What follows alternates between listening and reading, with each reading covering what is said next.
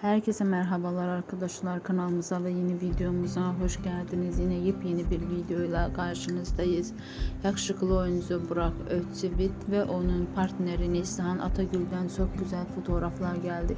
Yeni gelen kareleri sizlerle paylaşıyoruz. Siz de kanalımıza abone olmayı, videomuzu beğenmeyi unutmayın. İyi seyirler, hoşça kalın, bizimle kalın.